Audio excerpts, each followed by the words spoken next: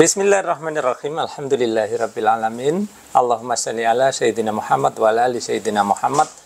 Kawan-kawan, dalam video kali ini kita akan sama-sama mempelajari seberapa banyak sih aliran air yang dibutuhkan untuk mengaktifkan sebuah pompa booster atau sering juga disebut pompa pendorong gitu ya.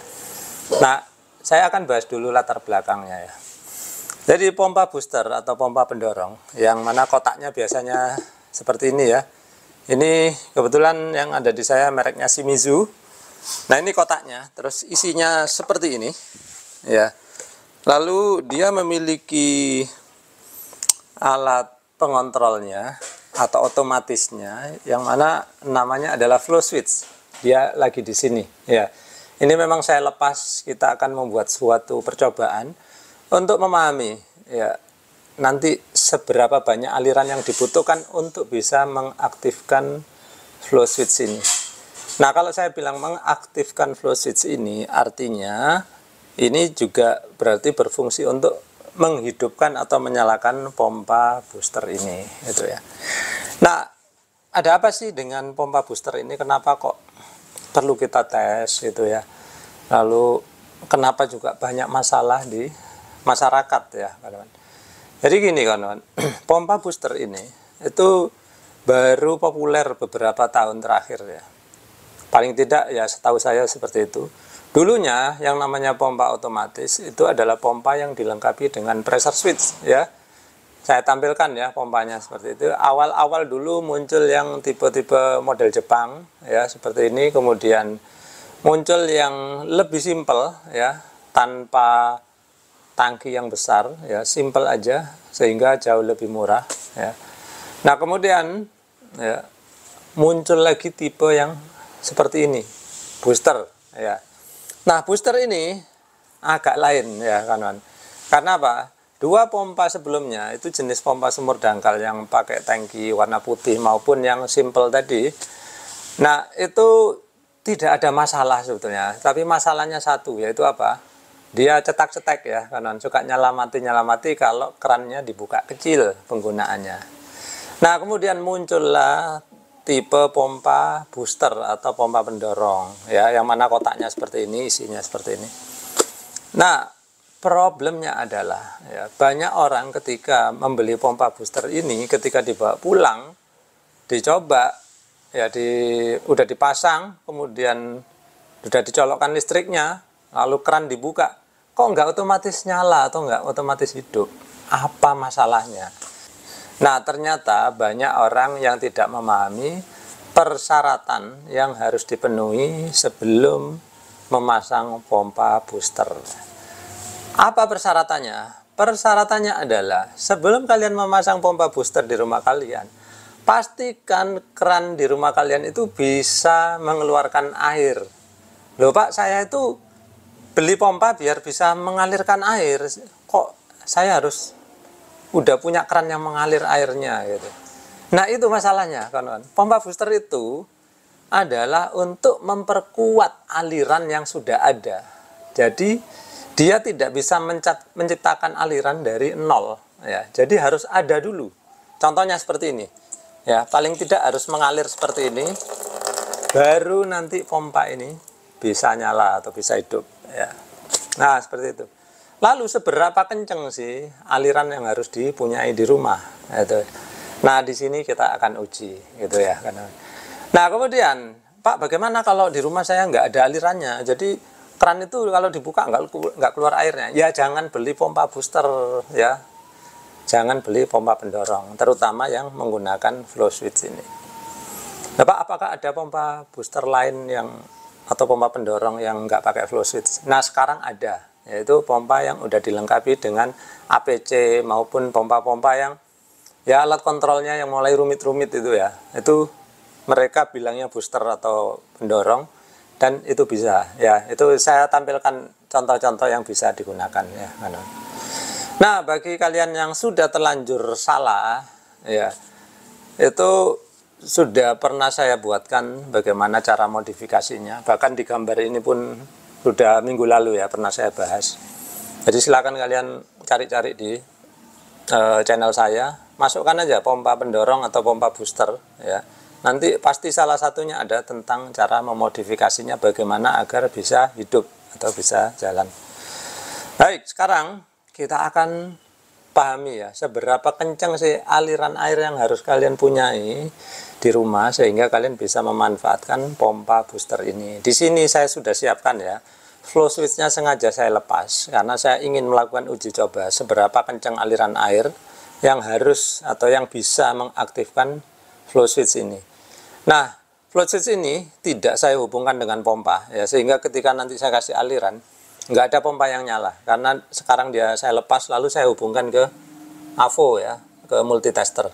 Nah, multitester ini nanti dia nggak bunyi ya karena dia ada jarum yang menyimpang. Nanti saya tampilkan di layar ya, terpisah karena mungkin terlalu kecil kalau dilihat di layar langsung seperti ini.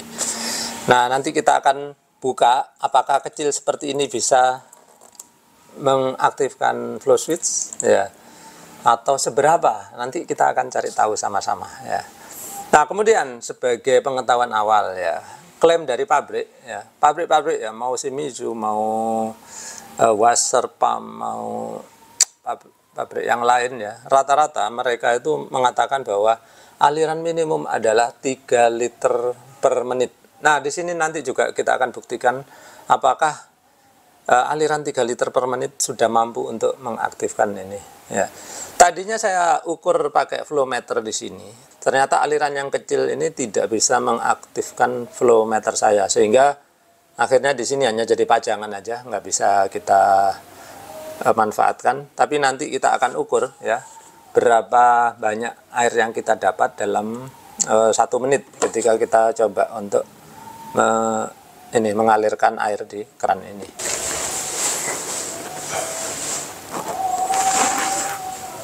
Baik, sekarang kita akan aktifkan atau alirkan air di sini. Nah, ternyata segini ya tidak bisa untuk mengaktifkan flow switch. Coba saya tambahkan.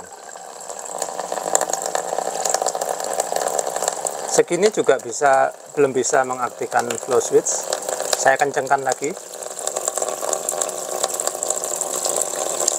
Segini juga belum bisa. Coba saya kencangkan lagi. Nah, segini baru bisa ya. Coba saya kurangi sedikit.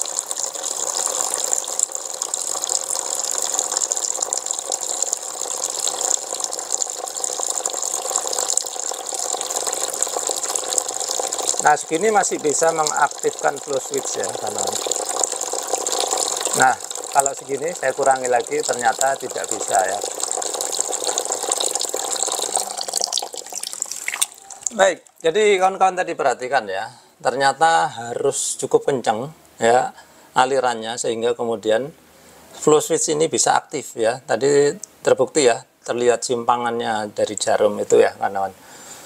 Karena ketika ini alirannya cukup ya, dia mengaktifkan kontak di sini, kemudian kontak ini terbaca oleh AVO saya ya. Baik, sekarang kita akan hitung waktunya ya. Dalam waktu 1 menit berapa liter yang kita akan dapatkan. Saya akan pindahkan airnya dulu ke atas.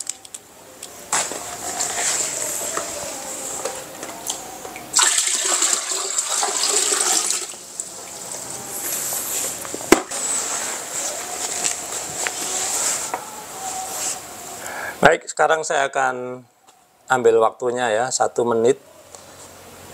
Nanti kita dapat berapa liter, kita akan ukur sama-sama. Baik, saya akan buka agak cepat sehingga ini bisa langsung aktif ya. Bismillah.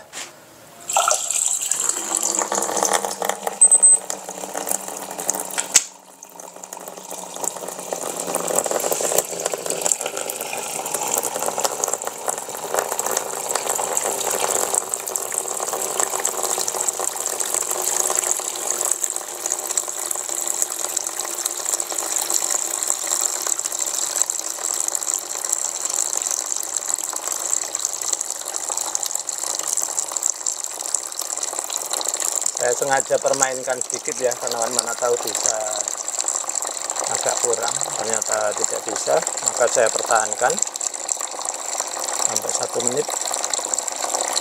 Tangannya sampai agak pegel ya di sini.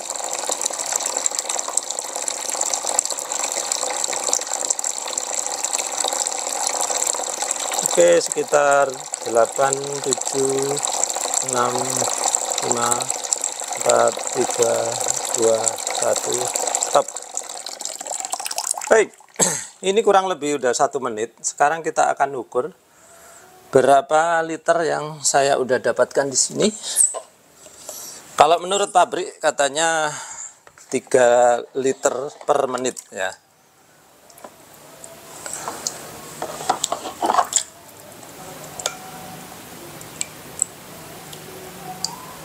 Oke, ini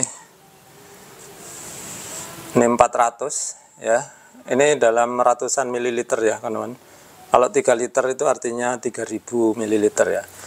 Oke, 400 ditambah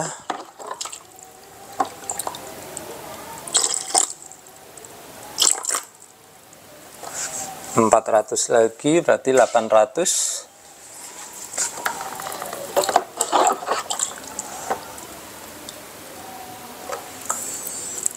Tambah 400 lagi 1200.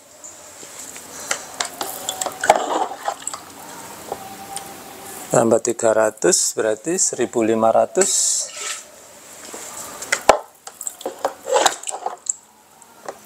Tambah 300 lagi 1800.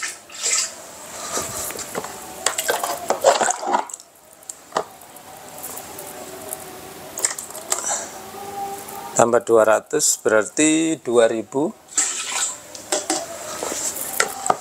Ini sisanya berapa nih?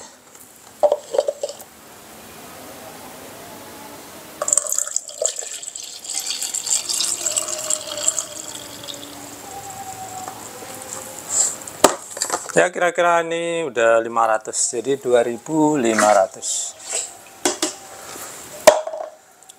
Baik kawan-kawan, jadi ternyata ya aliran yang kita perlukan untuk mengaktifkan flow switch ini ya kasarannya ya sekitar 2500 ml per menit atau 2,5 liter per menit. Sehingga klaim dari pabrik ya Shimizu maupun yang lainnya yang mengatakan bahwa harus ada aliran awal sebesar 3 liter per menit berarti benar. Sehingga ini juga bisa menjadi pelajaran bagi kawan-kawan yang berencana membeli pompa booster seperti ini yang pakai flow switch ya. Sebelum memutuskan untuk membeli, silakan diukur dulu di rumahnya ya, pakai ember seperti saya tadi, nggak perlu peralatan seperti ini. Langsung aja di ember ya. Lalu buka kerannya ya, buka kerannya. Bisa nggak menampung air hingga kira-kira 3 liter dalam waktu 1 menit. Ketika 1 menit sudah tertampung 3 liter, berarti kawan-kawan bisa memanfaatkan atau bisa melanjutkan untuk membeli pompa booster yang pakai flow switch gitu ya. Kalau ternyata hasilnya kurang dari 2,5 liter ya, atau kurang dari 3 liter lah amannya ya. Kalau kurang dari 3 liter dalam waktu 1 menit, sebaiknya jangan ya, daripada apa? Daripada nanti udah terlanjur beli nggak bisa dipakai ya. Nah pilihannya apa? Kalau ternyata setelah diukur tadi ternyata kurang dari 3 liter per menit, nah, saya anjurkan kawan-kawan memilih membeli pompa jenis lainnya ya, yaitu pompa jenis sumur dangkal ya, yang tabung putih itu atau yang ada tabungnya di atas ya, atau yang model compact, atau boleh juga pompa-pompa yang dilengkapi dengan alat kontrol yang lebih complicated ya, lebih rumit seperti APC dan lain sebagainya. Saya tampilkan aja gambar-gambarnya ya. Nah seperti itu. Baik kawan-kawan, jadi mudah-mudahan video kali ini bisa memberikan kawan-kawan pengetahuan baru, bisa menambahkan wawasan, dan semoga bermanfaat. Terima kasih sudah menyaksikan.